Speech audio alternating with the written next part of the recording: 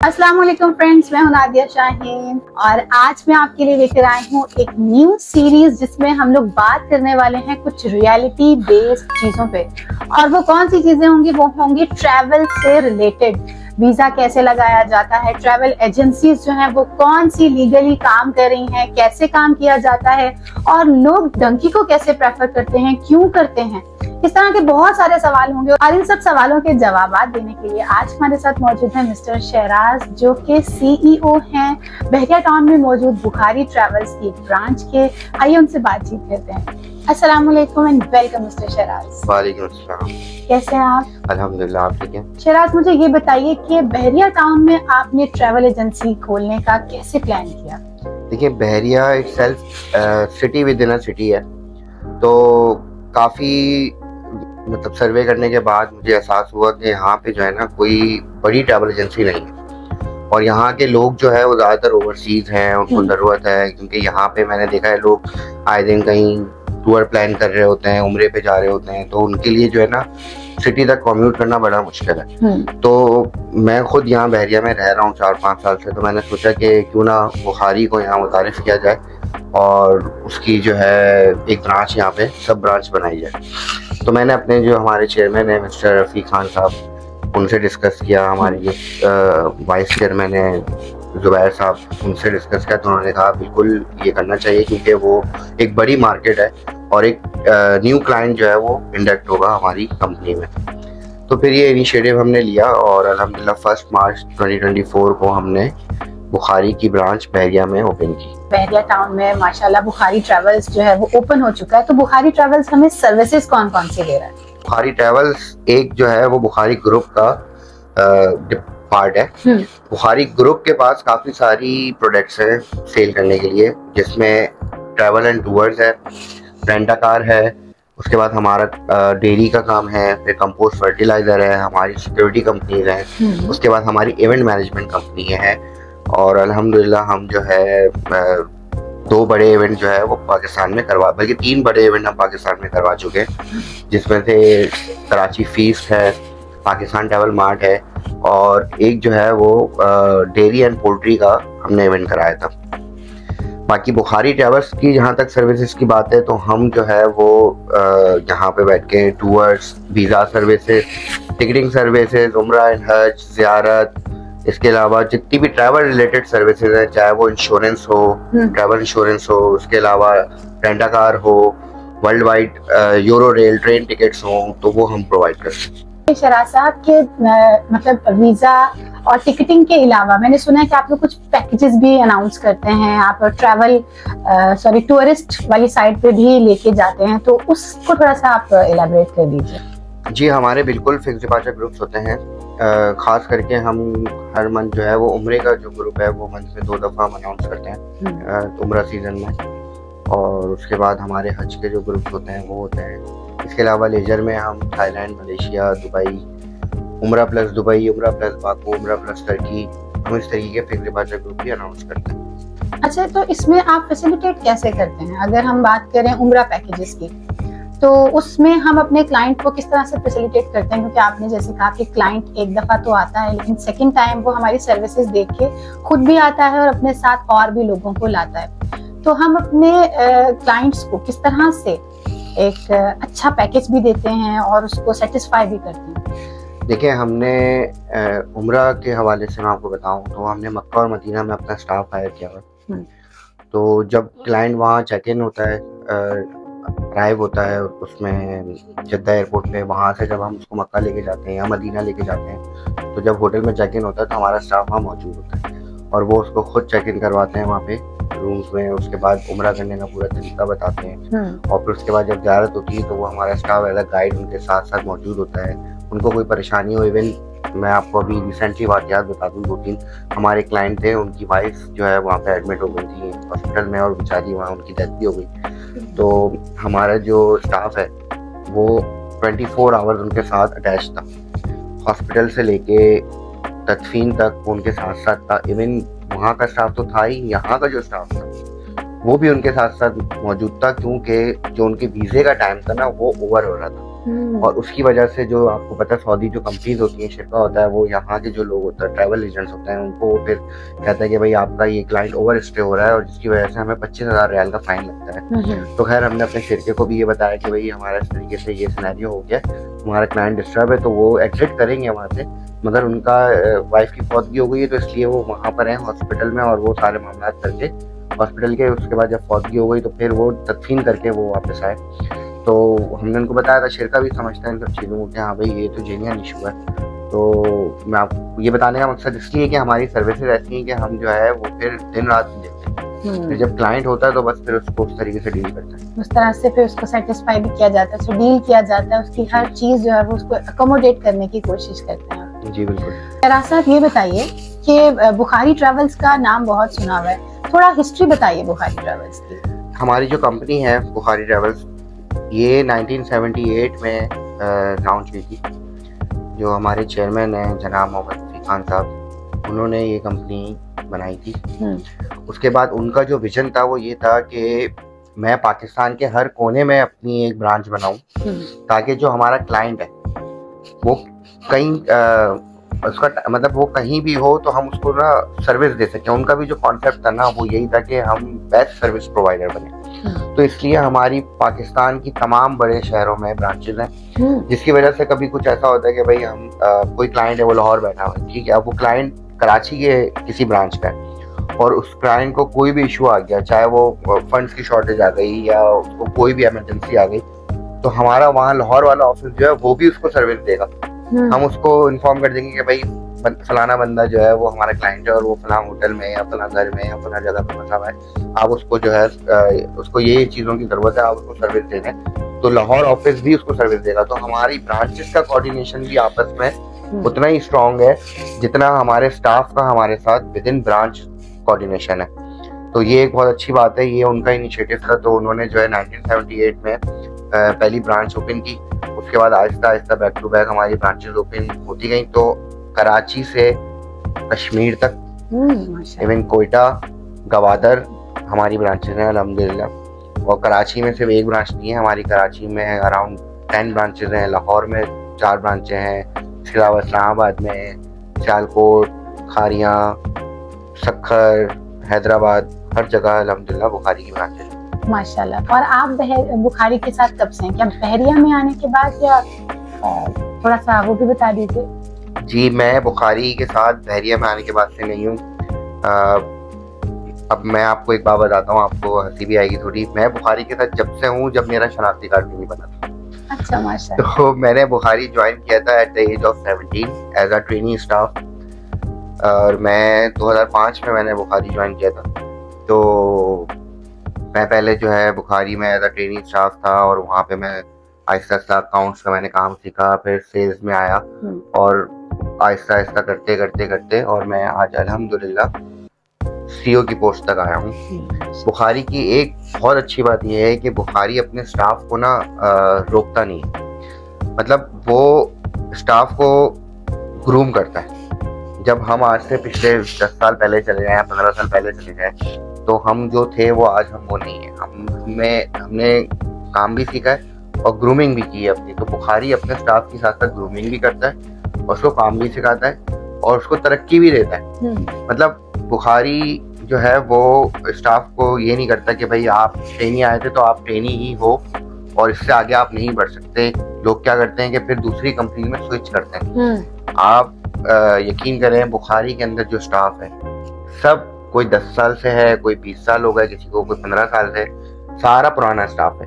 कोई ऐसा स्टाफ नहीं है बुखारी के अंदर के जो मतलब साल 2 साल में आए और वो रहे ना। मतलब वो बाद लोग ऐसे होते हैं जो आते हैं चले जाते हैं, ये चलता रहता है हर कंपनी में, आपको पता है। मगर जो बुखारी में पुराने हैं वो बुखारी के साथ ही हैं, वो बुखारी को छोड़ना ही नहीं चाहते, क्योंकि वो कहते हैं कि मतलब वी ओन बुखारी, हम फेस ऑफ बुखारी हैं जी। लोग हमें पहचानते हैं तो बुखारी के नाम से पहचानते हैं। तो इसलिए हमारा लगाव अपनी कंपनी का ऐसा है कि हम कहीं स्विच करना ही नहीं चाहते।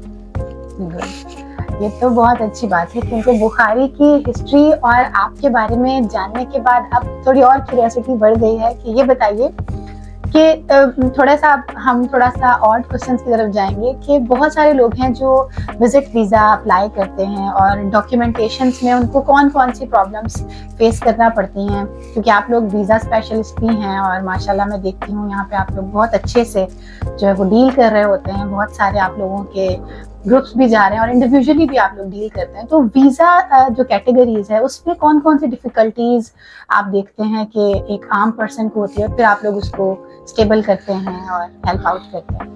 देखिए, वीज़ा के हवाले से जहाँ तक ताल्लुक है वो तो ट्रैवल एजेंट्स का जो काम है ना वो डॉक्यूमेंट्स रेडी करना होता है, और उसके अलावा केस को हम कितना स्ट्रॉन्ग कर सकते हैं ये एक ट्रैवल एजेंट की खसूसियात होनी चाहिए। बाकी वीज़ा देना या नहीं देना ये उस कंट्री की जो इमिग्रेशन है उसके पर डिपेंड करता है कि वो वीज़ा दें। आजकल आपको पता है कि दुबई के वीज़ाज भी रिफ्यूज हो रहे हैं, इवन जो लोग फ्रीक्वेंट ट्रैवलर्स भी हैं उनके भी दुबई वीज़ा रिजेक्ट करते हैं। और तो लोगों को हर्डल्स ये आती हैं ज़्यादा से ज़्यादा कि भाई बैंक स्टेटमेंट थोड़ा शॉर्ट होता है बाज़ दफ़ा लोगों का, या फिर उनका ऐसा होता है कि ट्रांजैक्शन मतलब इस तरीके से नहीं होती जो कि उनके एंटीएन से मैच कर रही हो, तो उनके वीज़ा रिजेक्शन के चांसेस थोड़े ज़्यादा हो जाते हैं। और इसके अलावा एफआरसी के प्रॉब्लम्स आ जाते हैं लोगों को, क्योंकि आपको पता है नादरा का सिस्टम वगैरह कैसा है, तो उस वजह से कुछ प्रॉब्लम आ जाती है।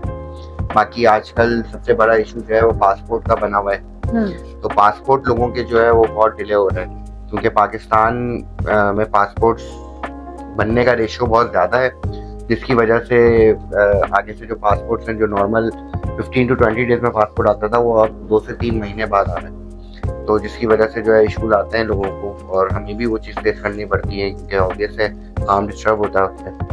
बाकी इससे ऐसा तो कोई इशू नहीं है वीज़ा में, जो डॉक्यूमेंट्स पूरे करता है हम उसका वीज़ा अल्हम्दुलिल्लाह अप्लाई करते हैं, और वो 80% रेशियो के हिसाब से लगते भी हैं। क्योंकि मैंने बहुत देखा है कि ट्रैवल एजेंट्स जो हैं थोड़ा सा बदनाम भी है ये वाली फील्ड, क्योंकि बहुत ज़्यादा फ्रॉड होते हैं लोगों के साथ, क्योंकि बहुत सारे ट्रैवल एजेंट्स ये कह रहे होते हैं कि हम आपका वीज़ा लगवा देंगे, 100% श्योरिटी दी जा रही होती है। तो इस तरह से लोगों को मिसगाइड किया जाता है कि ट्रैवल एजेंट्स के ऊपर से लोगों का जो भरोसा है वो उठता जा रहा है। तो किस तरह से एक आम इंसान जो है वो ये रियलाइज करे कि जी ये बंदा जो है या ये कंपनी जो है वो फेक नहीं है, और 100% वीज़ा तो आई डोंट थिंक सो कि ट्रैवल एजेंट दिला सकता है। तो आप थोड़ा सा हमारी ऑडियंस को बताइए। देखिए, 100% वीज़ा की गारंटी कोई भी ट्रैवल एजेंट नहीं दे सकता। अगर कोई भी ट्रैवल एजेंट 100% वीज़ा की गारंटी दे रहा है तो या तो वो कोई 2 नंबर काम कर रहा है, तो या फिर वो कोई सेटिंग के थ्रू करा रहा है। लेकिन जो भी लीगली काम कर रहे हैं ना वो कभी भी 100% वीज़ा की गारंटी नहीं दे सकते। उसकी वजह ये है कि देखिए, वीज़ा निकालना ट्रैवल एजेंट्स का काम नहीं है। हम हैं जो है सर्विस प्रोवाइडर हैं, हम सिर्फ वीज़ा अप्लाई कर सकते हैं, वीज़ा देना या ना देना वो हमारा काम नहीं है। फ्रॉड का जहाँ तक ताल्लुक है तो मैं आपको बताता चलूँ कि लोग जो गारंटी करते हैं कि हम वीज़ा देंगे आपको, तो वो उस हिसाब से पैसे भी डबल ट्रिपल चार्ज कर रहे होते हैं जी। ठीक है, अच्छा अब उसमें ये होता है कि बाज़ दफ़ा वीज़ा आ जाता है, बाज़ दफ़ा वीज़ा नहीं आता।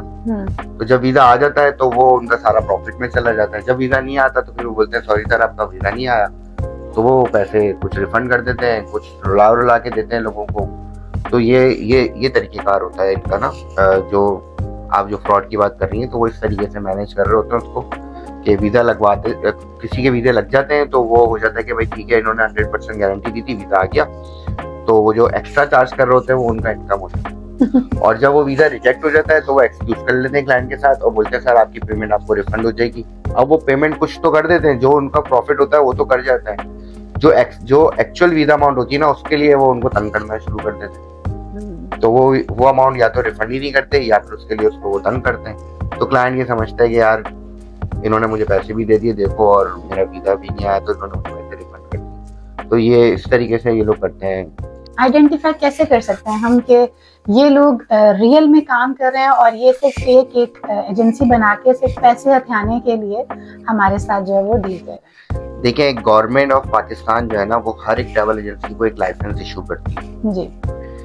तो अब ऑब्वियस सी बात है कि जो भी क्लाइंट है वो जब किसी ट्रैवल एजेंसी में जाएगा तो वो तो उसको ये तो नहीं बोलेगा ना कि आप मुझे अपना लाइसेंस दिखाओ, मुझे आपके साथ काम करना है। तो क्योंकि कोई लाइसेंस, बाज़ ट्रैवल एजेंट ऐसे होते हैं जो कि अपने बैक वॉल्स के ऊपर लाइसेंस को प्रिंट करा के फ्रेम बना के लगा के भी रखते हैं, बाज़ लोग होते हैं जो नहीं करते। तो खैर अब क्लाइंट को खुद जज करना है कि आप उसके रिव्यूज देखें। आजकल तो सोशल मीडिया का ज़माना है, हर किसी के फेसबुक के, इंस्टा के पेजेस हैं, लिंक्डइन के पेजेस हैं, ट्विटर पे पेजेस हैं। आप वहाँ पे जाके रिव्यूज चेक करें उनके कि भाई ये बंदा कैसा काम करने वाला है, इसके बारे में क्लाइंट्स क्या कहते हैं, इनकी सर्विस कैसी है, ये फ्रॉड तो नहीं है, इन्होंने किसी का पैसा तो नहीं खाया हुआ, ठीक है। तो वो चीज़ आप जज करें और हमेशा जब भी पेमेंट करें तो उसके ऑफिशियल अकाउंट में करें जी। पेमेंट करें ऑफिशियल अकाउंट में करें, उनके पर्सनल अकाउंट में करें, तो उससे भी जो है ना आप थोड़ा सा फ्रॉड से बच सकते हैं। अच्छा, मैंने सुना है कि आप लोग ज़ियारत पे भी बहुत ज्यादा मतलब आपकी क्लाइंटेज है और लोग बहुत सेटिस्फाइड होते हैं क्योंकि आपके रिव्यूज बहुत अच्छे आ रहे हैं। तो थोड़ा सा ये भी बताइए कि ज़ियारत के हवाले से आप लोग किस तरह से सर्विसेज दे रहे हैं? जी बिल्कुल, ज़ियारत का हमारा जो है वो एक पूरा डिपार्टमेंट है। वैसे तो बुखारी में हर एक चीज़ का डिपार्टमेंट अलग बना हुआ है, जिसमें ज़ियारत है, उम्रा हज है जिसको हम हॉलीडे डिपार्टमेंट कहते हैं। इसी तरीके से हमारा लेजर टिप्स का एक डिपार्टमेंट है जिसको हम बुखारी हॉलीडेज कहते हैं। इसी तरीके से जो ज़ियारत है उसको हम बुखारी ज़ियारत कहते हैं। तो ज़ियारत का पूरा एक डिपार्टमेंट है जिसमें पूरी एक टीम है जो कि हेड ऑफिस में है, फिर वो तमाम ब्रांचेस के साथ कनेक्टेड है। तो जब क्लाइंट ज़ियारत का कोई किसी भी ब्रांच में जाता है या डायरेक्ट हेड ऑफिस में जाता है तो उसको फिर ब्रांच से डील के बाद हेड ऑफिस से कनेक्ट किया जाता है जो कि डिपार्टमेंट है। तो इसलिए सर्विस में कभी कोई इशू नहीं आता अल्हम्दुलिल्लाह। तो ज़ियारत का पूरा डिपार्टमेंट है। अभी हमारा जो है अरबईन पे भी ग्रुप किया है, जो चैलम होता है अरबईन, उस पर भी ग्रुप किया है। उसके अलावा शूरे पे भी गया था हमारा ग्रुप। और बैक टू बैक हमारे ज़ियारत के छोटे मोटे 10 to 15 पीपल्स के, फैमिलीज के, इस तरीके के ग्रुप्स तो रेगुलर जाते रहते हैं। इराक है, ईरान है, उसके बाद सीरिया है, ये जो जगह है इनकी सारी ज़ियारतें कराते हैं। फिर उसके बाद सबसे बड़ा 11वीं शरीफ जो होती है, जो सुन्नियों का इवेंट है, गौस पाक वाला, तो उसके अंदर जो है वो लोग पहुंच जाते हैं। तो उसका एक हम बहुत बड़ा करते हैं B2B में भी और B2C में भी। तो वो भी हम जो है वो ज़ियारतों के पैकेजेस करते हैं, तो लोग वो भी हमसे लेते हैं और अल्हम्दुलिल्लाह अभी तक तो बहुत अच्छा चल रहा है। एक और बहुत ही बिटर रियलिटी है हमारे इस ट्रैवलिंग से रिलेटेड के लोग कहते हैं जी हमें किसी तरह हमें आप यूरोप पहुंचा दीजिए, या डंकी सिस्टम है और ये लोग कॉल्स कर करके हमसे जितने मर्जी पैसे ले लीजिए, आप हमें बस यूरोप पहुंचा दीजिए या अमेरिका या कनाडा। डंकी सिस्टम में बहुत ज्यादा आजकल लोगों को मैं देख रही हूँ इन्वॉल्व होते हैं। तो इस तरह के लोगों को आप कुछ मैसेज देना चाहेंगे? देखिए, डंकी वाला जो काम है ना वो तो हम नहीं करते, और क्योंकि वो टोटली इलीगल काम है और हम कोई ऐसा काम नहीं करना चाहते कि जिससे हमारी कंपनी की जो साख है ना वो खराब। बाकी हमारे पास कॉल्स आती हैं कि भाई आपके पास यूरोप का वीजा है, जर्मनी का वीजा दे दें, हमसे पैसे ले लें वाले। मतलब आप यकीन करें 40-40 लाख 50-50 लाख लोग देने के लिए तैयार हैं कि भाई डन बेस के ऊपर आप हमारा जो है वो यूरोप का, अमेरिका का वीजा लगवा दें। 50 लाख तक लोग भरने के लिए तैयार हैं। अगर मुझे ये समझ नहीं आती कि वो 50 लाख अपने मुल्क में लगा के कोई छोटा मोटा काम से नहीं करना चाहते, बस उनको पाकिस्तान से बाहर निकलना है। भाई मेरा तो मशवरा लोगों को ये है कि देखें पाकिस्तान में भी बहुत अपॉर्चुनिटीज है। हाँ, आप जाएं, दुनिया घूमें, कोई नहीं रोकता आपको, कोई मुल्क आपको वीजा देने से मना नहीं करेगा। अगर आप अपने कंट्री के अंदर एक अच्छा काम कर रहे हैं, अच्छा बिजनेस कर रहे हैं, अपने कंट्री के टैक्सेस सारे भरते हैं, तो कोई कंट्री आपको अपने मुल्क में आने से नहीं रोकेगा। ठीक है, आप जाएं, विजिट करें, घूमें फिरें, फिर अपने कंट्री में आए। तो मगर ये जो 50 लाख आप किसी और कंट्री में जाने के लिए वीजा खरीद रहे हैं, तो वो आप अपने मुल्क में कोई लगा के छोटा मोटा काम कर लें तो उस 50 लाख से आप ज्यादा कमा सकते हैं। अब लोग बेवकूफ़ी ये करते हैं कि इतने इतने पैसे दे के और लॉन्चों के जरिए, समंदर के जरिए, चाहे प्लेन में डन वीजे लगा के जो है वो जा रहे होते हैं जर्मनी, इटली या अमेरिका, कहीं भी जा रहे होते हैं। तो वहां जाके फिर वो वहीं पेट्रोल पंप पे खड़े होकर नौकरी कर रहे होंगे, फिर वहां जाके स्वीपर की नौकरी कर रहे होंगे, वहां जाके वो पिज्जा डिलीवरी कर रहे होंगे। तो भाई ये काम यहाँ पे कर लो, वहां जाके क्यों कर रहे हो? अच्छा, लोग कहते हैं कि नहीं वहाँ पैसे ज्यादा मिलते हैं। ठीक है भाई, वहाँ पैसे ज्यादा मिलते हैं, वहाँ हर चीज आपको अच्छी मिलेगी, पैसे भी ज्यादा मिलेंगे। मगर जब भाई आप वो काम वहां करते हुए नहीं शर्मा रहे हो, तो यहाँ करते हुए क्यों शर्मा रहे हो? हिम्मत तो करो, कोशिश तो करो। कोशिश आपने करनी नहीं है, बता हर किसी ने यहाँ पे रातों रात अमीर होना है। तो जब आपने रातों रात अमीर होना है तो फिर ये सारे उल्टे सीधे जो चक्कर है डंकी के, जैसे आप कह रही हैं, या डन बेसिल वाले लोग 50-50 लाख के वीजे लेके बेवकूफ भी बन जाते हैं, इसमें ट्रैवल एजेंट पैसे भी खा जाते हैं, तो बस फिर वो इस तरीके से फंसते हैं लोग। मेरी एक फ्रेंड है, वो उन्होंने अप्लाई किया अपनी फैमिली के लिए किसी ट्रैवल एजेंट के थ्रू, उन्होंने 30 लाख उन्हें दे दिए कि हम आपको ऑस्ट्रेलिया का वीजा जो है वो विद फैमिली जो है वो करके देंगे, कुछ पैसे लेके सिर्फ उन्हीं से नहीं और भी बहुत सारे लोगों से उसने कुछ पैसे लेके, और वो बंदा गायब है। तो लोगों को खुद अवेयरनेस होनी चाहिए कि भाई हम लोग जो है ये पैसे इतने सारे दे रहे हैं, किसी के पर्सनल अकाउंट में दे रहे हैं, तो थोड़ी सी लोगों की भी अपनी भी गलतियां हैं। सारी जमा पूंजी अपनी बेच के किसी को दे देते हैं, अपना सब यहाँ पे बर्बाद कर देते हैं। और किस तरह से देखिए इस तरीके का फ्रॉड बहुत होता है मार्केट में। इवन आप तो ये बोल रही है लोग उम्रे में भी बहुत फ्रॉड करते हैं। इसके अलावा जो है वो बड़े सिटीज़ के, बड़े कंट्रीज़ के अलावा दुबई और अरब ममालिक में भी लोग जो है जॉब के नाम पे लोगों के साथ बहुत फ्रॉड करते हैं। मतलब बोलते कुछ और हैं, देते कुछ और हैं, फिर वहाँ जाके जो है वो इंसान जो है परेशान होता है। फर्ज करें किसी ट्रैवल एजेंट ने उनसे बोला कि भाई दुबई में ड्राइवर की जॉब है, ठीक है। अब वो ड्राइवर की जॉब तो है, उसने ड्राइवर की जॉब के उससे पैसे तो ले लिए, सैलरी भी बता दी, मगर जब बंदा वहाँ दुबई पहुंचता है या सऊदीया पहुंचता है तो पता चलता है भाई ड्राइवर की जॉब नहीं है, वहाँ गाड़ी के टायर धोने की जॉब है, ठीक है, क्लीनर की जॉब है। अब क्लीनर की जॉब है और क्लीनर की सैलरी कम है। अब ट्रैवल एजेंट ने तो अपने पैसे बना लिए उस बेचारे से, मगर वो बेचारा वहाँ जाके खौर हो गया और उसने पैसे भी दिए, कंपनी से भी ले लिए और इंडिविजुअली पर्सन से भी ले लिए। अब उसने दोनों तरफ से पैसे बना लिए, मगर ये क्या, वो जो बंदा यहाँ से गया है उसको पता ही नहीं है मेरी नौकरी क्या है, वो समझ रहा है मैं ड्राइवर हूँ, मगर वहाँ उससे क्लीनिंग का काम कराया जा रहा है। तो इस तरीके के फ्रॉड भी खैर मार्केट में होते हैं। ये जॉब से रिलेटेड तो बहुत ज्यादा फ्रॉड्स हैं, क्योंकि लोग रिसर्च नहीं करते क्या वो कंपनी एग्जिस्ट भी करती है, ये वाली जो पोजीशंस हैं उनके लिए उन्हें हायरिंग हो भी रही है या नहीं। तो वर्क परमिट्स या वीजाज हैं उनके लिए लोग किसी के ऊपर भी ट्रस्ट करते हैं, पैसे देते हैं और फिर यहाँ से बस हमें निकाल दो, इस कंट्री से चले जाएं। देखिए ये जो वर्क वीजा होते हैं ना, ऑब्वियस सी बात है कि थोड़े से ऐसे लोग जाते हैं जो पढ़े लिखे नहीं होते हैं, कम पढ़े लिखे होते हैं, आपको पता है इंटीरियर के गाँव देहात के लोग होते हैं, तो उनको इन सब चीज़ों की मालूमात नहीं होती, तो वो बेचारे जल्दी ट्रैप हो जाते हैं। अब वो अपनी मेहनत की कमाई अपनी जानवर बेच के, घर बेच के, ज़मीनें बेच के और इनको पैसे दे देते हैं और उसके बाद वो बेचारे रुक जाते हैं। तो खैर अब लोग थोड़ा थोड़ा आहिस्ता आहिस्ता इस चीज़ से अवेयर हो रहे हैं, क्योंकि सोशल मीडिया का ज़माना है, आपको पता है मोबाइल तो हर किसी के हाथ में है। तो जब से ये टिकटॉक, फेसबुक, इंस्टा वगैरह आया है तो लोगों ने जो है, लोगों को समझ भी आ गई है। तो अब जो है ना इतना आसान नहीं है, अब थोड़ा सा जो है वो लोग रिसर्च करते हैं, चाहे वो गाँव के भी हों, वो भी थोड़े अब चीज़ों को समझने लगे हैं और काफ़ी एडवांस हो गए।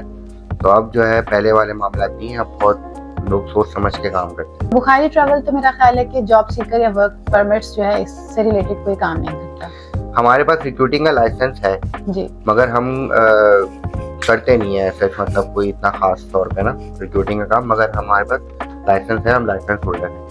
अच्छा शराज, ये बताइए कि उम्रा पैकेजेस से रिलेटेड बहुत ज्यादा क्यूरीज भी आती हैं, लोग मुझसे क्वेश्चनिंग करते हैं कि इतना ज्यादा लोगों के साथ फ्रॉड किया जाता है, बताया कुछ जाता है, दिया कुछ जा रहा होता है, एकोमोडेशंस में इतना ज्यादा उनके साथ जो है वो गलत, मतलब कहा कुछ जा रहा है और किया कुछ जा रहा है, तो उसमें आप किस तरह से लोगों को गाइड करेंगे? देखिए ये जो सवाल आप कर रही है ना, तो इसके जवाब से ना बहुत सारे लोगों को तकलीफ होगी, मगर जो हकीकत है मैं आपको बताता हूँ। दरअसल देखें, मक्का के अंदर और मदीना के अंदर ना दीवार से दीवार मिली होती है होटल जी।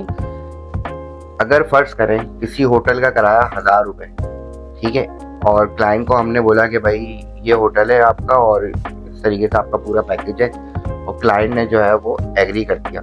उसके बाद ट्रैवल एजेंट्स क्या करते हैं कि वो जो 1000 रुपए वाला होटल है उसी के बराबर में आगे पीछे थोड़ा सा देखते हैं कि हमें 500 या 600 में कौन सा होटल मिल रहा है, तो वो होटल लेते हैं और फिर उसके बाद उस क्लाइंट को उस होटल में रुकवा देते हैं, क्योंकि वो जब पैकेज सेल कर रहे होते हैं ना, तो फिर वो अपना मार्जिन नहीं रख रहे होते उस वक्त वो क्या करते हैं, मार्केट को कॉम्पीट करते हुए क्लाइंट को पैकेज तो सेल कर देते हैं और उसके बाद फिर वो क्या करते हैं, उसको किसी भी तरीके से कॉस्ट कटिंग करने की कोशिश करते हैं जिससे वो अपना प्रॉफिट बना सकें। क्योंकि उनको नुकसान तो करना नहीं है। एक उम्रा पैसेंजर जा रहा है, ऑब्वियसली बात है, वो काम करने बैठे हैं तो कुछ कमाएंगे जी। तो वो फिर कॉस्ट कटिंग करना शुरू कर देते हैं, जिसकी वजह से ये मसाइल आते हैं। अच्छा, इसमें सबसे बड़ी गलती क्लाइंट की है। क्लाइंट की गलती ये है कि वो चाहता है कि मुझे सस्ता उम्रा करना है। अब वो उम्रा तो सस्ता करना चाहता है, मगर वो पैसे नहीं देना चाहता। तो आपको तो पता है कि हर चीज पैसे से ली जाती है ना, कोई मतलब फ्री में तो कोई होटल नहीं मिलता है। तो फिर ट्रैवल एजेंट भी मजबूर होता है, क्योंकि उस क्लाइंट को उसको सेल भी करना है, तो उसका तो काम ही सेल करना है। तो फिर वो मजबूरी, दोनों तरफ से जब इस तरीके के मामला चलते हैं ना, तो फिर ये मसाइल आते हैं। अगर क्लाइंट अच्छा हो, चीजों को समझता हो, सर्विस को समझता हो, तो फिर ये मसला कभी भी नहीं आएगा।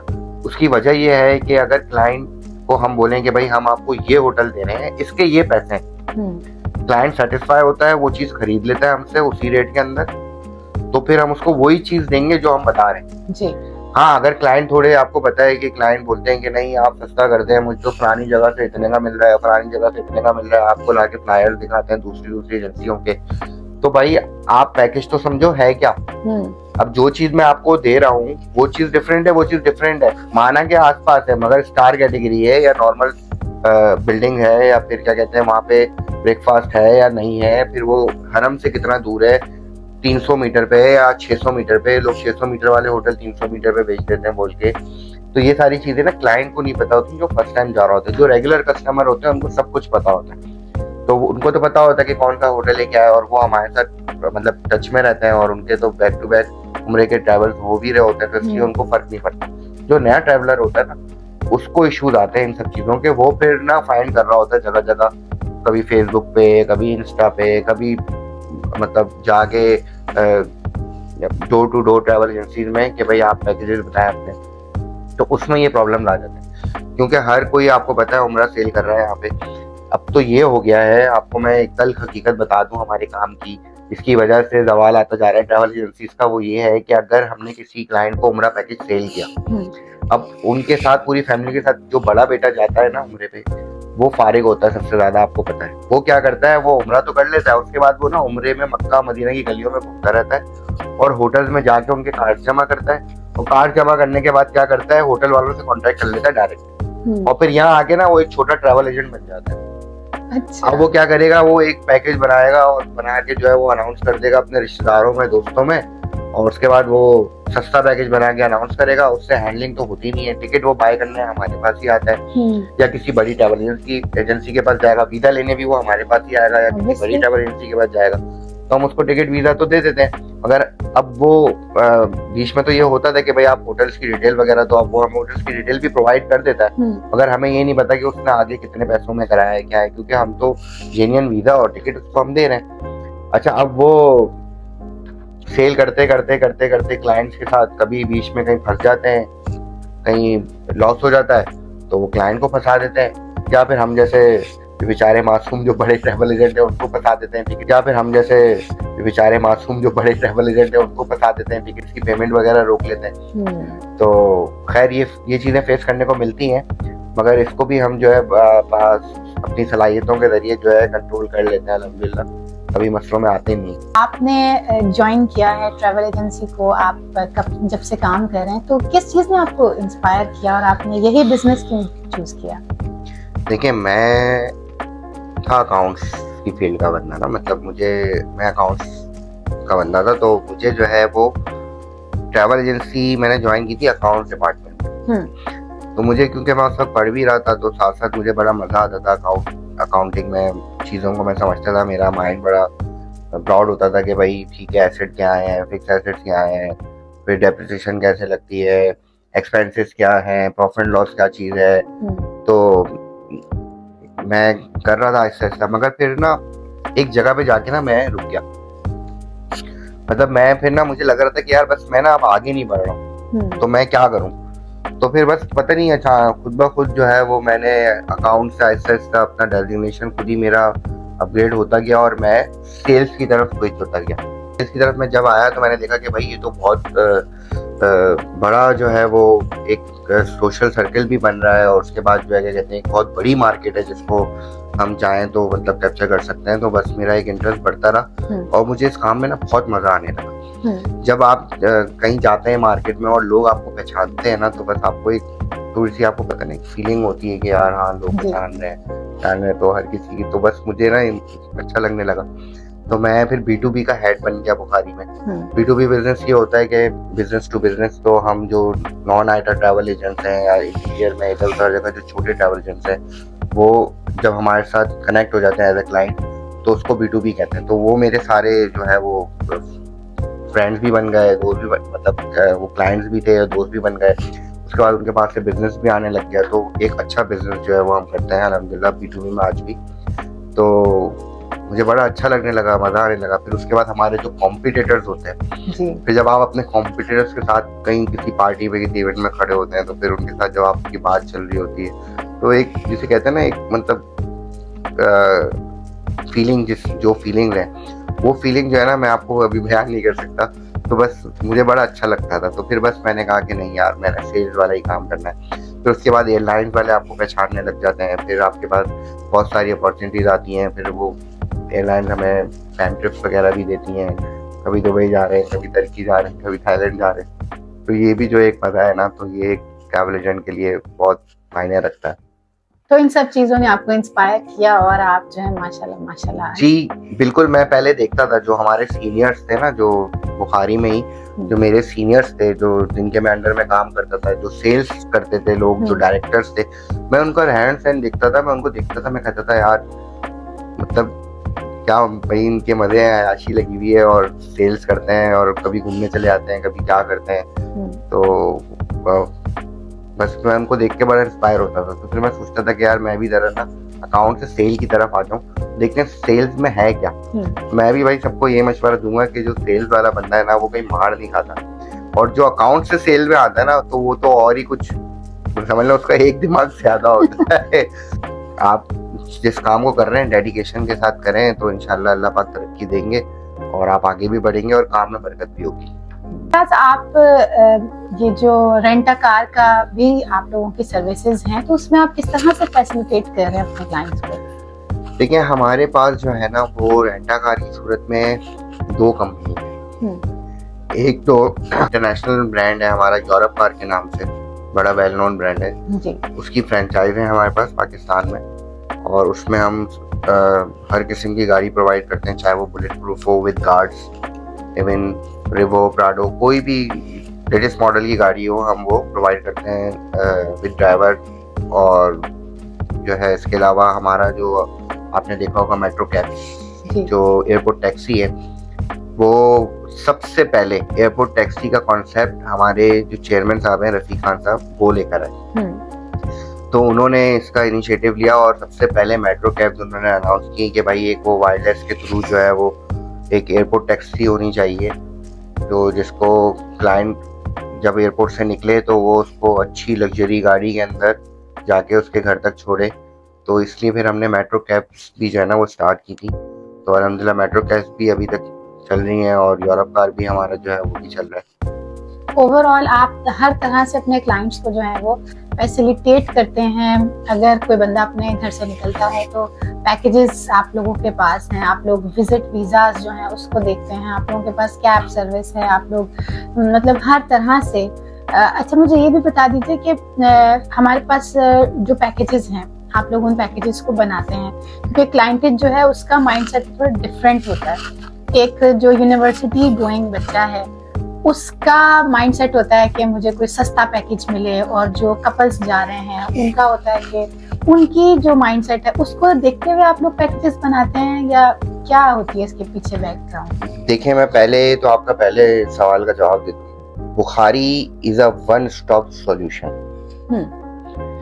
ठीक है, बुखारी जो है हम उसको वन स्टॉप सॉल्यूशन कहते हैं। तो हम जो है वो उसको टिकट भी अरेंज करके देते हैं, वीज़ा भी अरेंज करके देते हैं, हम उसको ट्रांसपोर्ट भी प्रोवाइड करते हैं। ठीक है, इवन अगर मतलब उसको जो चीज़ चाहिए ना ट्रैवल से रिलेटेड हो वो उसको मिलेगी, चाहे वो ट्रांसफर्स हो, चाहे वो वीज़ाज हो, चाहे वो टिकट्स हो, और हर चीज़ हम खुद प्रोवाइड करते हैं सेल्फ। बाकी दूसरी बात आपकी यही कि जो कुछ कपल्स भी आते हैं, कुछ स्टूडेंट्स भी आते हैं, और हमारे जो फिक्स डिपार्चर ग्रुप्स होते हैं वो उनकी ट्रैवलिंग से मैच नहीं कर रहे होते अगर, तो हम फिर उसको कस्टमाइज भी उनके हिसाब से बना के दे देते हैं। अच्छा, हम उसमें ये भी देख रहे होते हैं कि जो हमारी कॉस्ट है वो मतलब ज़्यादा फर्क ना आए उस कॉस्ट के अंदर, जो क्योंकि फिक्स डिपार्चर पैकेजेस जो होते हैं वो सब एडवांस परचेज होते हैं, तो ऑब्वियस सी बात है वो जब एडवांस परचेज होते हैं तो उनके प्राइसेस थोड़े नॉर्मल पैकेजेस से कम होते हैं। तो जब हम नॉर्मल पैकेज बनाते हैं तो उसके प्राइसेस थोड़े से हाई हो जाते हैं। तो जब वो इस तरीके के लोग आते हैं तो फिर हम उनको कस्टमाइज पैकेज बना के देते हैं और कोशिश करते हैं कि कॉस्ट में ज़्यादा फर्क ना आए, फिर लोग अवेल करते हैं उस चीज़ को। Thank you so much mister Shiraz, आज आपके साथ ये सारी कन्वर्सेशन बहुत इंटरेस्टिंग रही और मेरा ख्याल है कि हमारे जो देखने वाले हैं उनको भी बहुत पसंद आया होगा, और जितनी वो क्यूरीज, जितने भी क्वेश्चंस नेक्स्ट टाइम वो मुझसे पूछेंगे इंशाल्लाह हम अपने नेक्स्ट पॉडकास्ट में उनको भी सोल्यूशन उनको देंगे और हम बताएंगे कि नेक्स्ट हमारे पास कौन से वीज़ाज आ रहे हैं, कौन से पैकेजेस लेके आ रहा है बुखारी, तो ये सारी चीज़ें गाइड करेंगे लोगों को। और थैंक यू सो मच इस पॉडकास्ट को देखने के लिए। नेक्स्ट वीडियो में नेक्स्ट टॉपिक के साथ फिर से मुलाकात होगी, जब तक के लिए अल्लाह हाफिज़। अल्लाह हाफिज़।